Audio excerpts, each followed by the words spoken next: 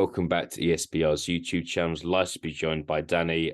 Merry Christmas to anyone that's watching. This video previewing Kazuto Ioka versus Joshua Franco, which is happening in Tokyo on New Year's Eve, which is just in a couple of days. Danny, thank you for joining me. Appreciate you taking the time out over the festive period. How are you? How was Christmas where you are? No, it was really good, mate. Thanks for asking.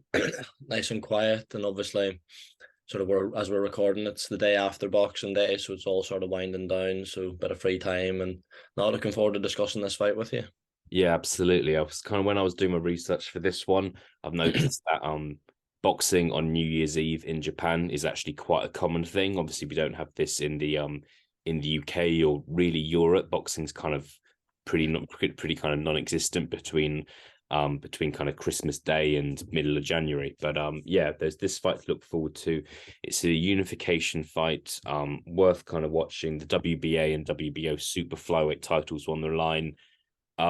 What I think what a lot of people know about Joshua Franco are the 3 fights he had with Andrew Maloney, one of which he should have possibly lost. I know one of those fights was stopped via a cut, which was debatable who kind of what caused the cut. But anyway, he didn't lose that fight. It was ruled a no contest, and he won the other 2. So he's rightfully a world champion. His record is 18-1 and 2 draws, whereas Kazuto Ioka's record, I believe, is 29-2. It's an interesting one here. I've had a look at the odds. Ioka is the favorite here. Maybe that's because it's in Japan. Maybe kind of he's been on a richer run of form over the last couple of years.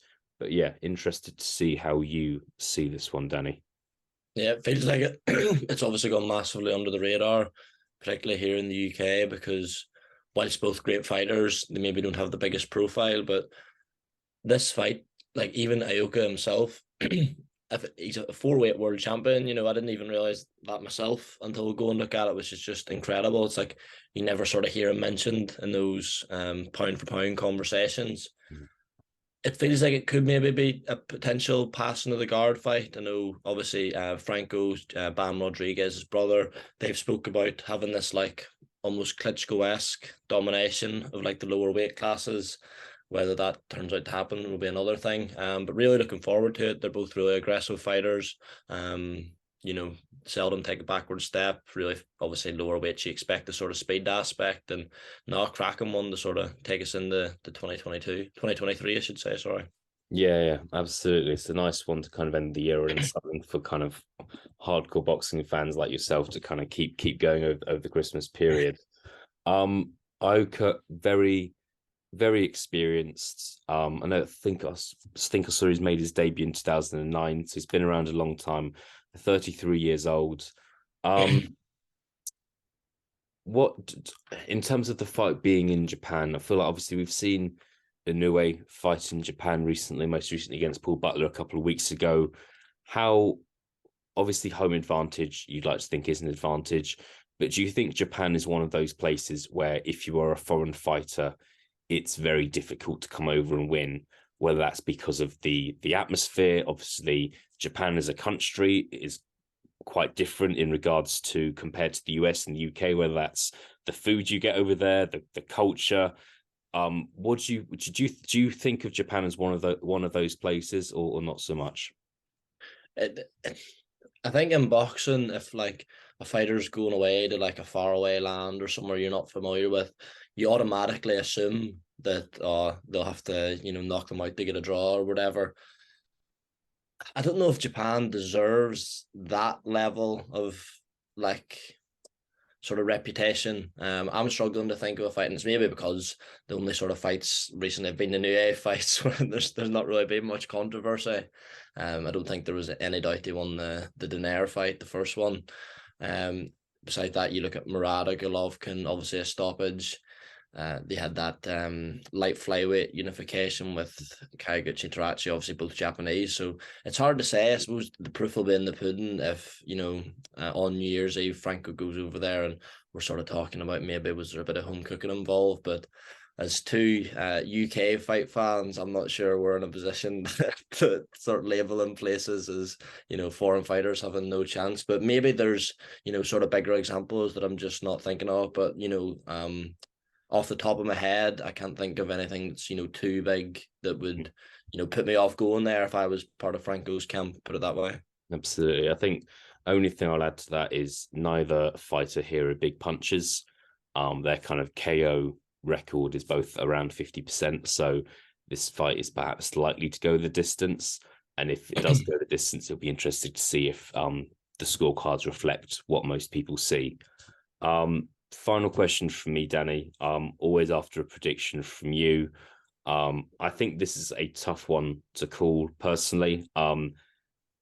I'm interested to see what other people say about this. If you're watching this video and you have a prediction, please put it in the comments below. But yeah, I'll let you end this preview by telling us how you think this fight's going to play out.